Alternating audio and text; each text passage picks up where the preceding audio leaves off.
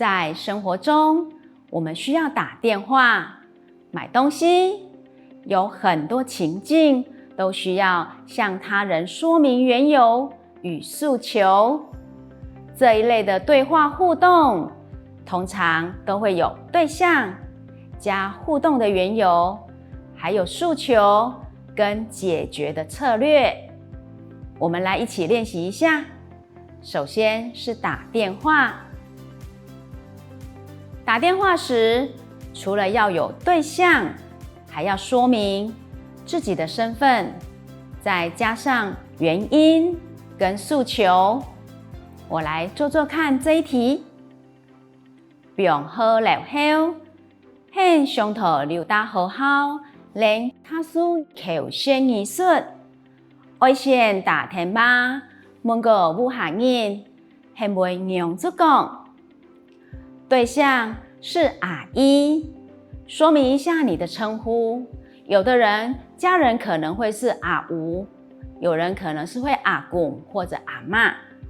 缘由是同好就愛，今日病好了後，做鋪留大好好練習卡蘇的表現。訴求是較暗到長見不下，袂入夢。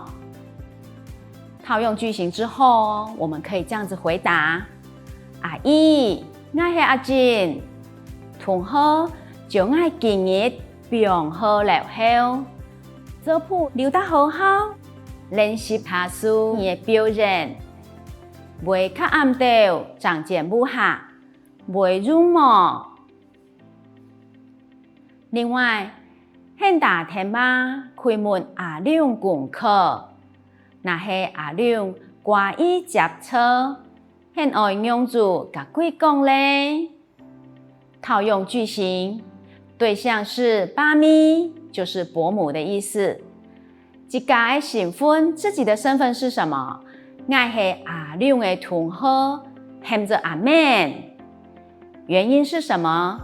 我上頭請阿亮問一下功課，愛寫到呢邊。訴求呢？袂用搶阿亮接電話麼？套用句型，我們就可以這樣回答：爸咪，我是阿亮的同學，喊着阿妹。我上頭請阿亮問一下功課，愛寫到呢邊。袂用搶阿亮接電話麼？我們再看一題哦。你參冇讓錯阿公啊，就打電話甲阿公問好，係袂讓出講，搶偷笑愛講三句書。套用句型過後，就可以這樣回答：阿公，我係阿妹啦，真久冇讓錯hen啊，真傷hen哦。你參較罕，愛做較少一條，就唔會看錯哦。我後個月會剪開兩hen哦。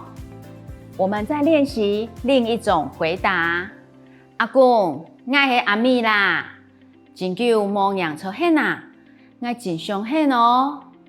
阿公，禮拜卡蘇認真考試，我通過初級吧哦。禮拜歇困會剪開兩hen哦。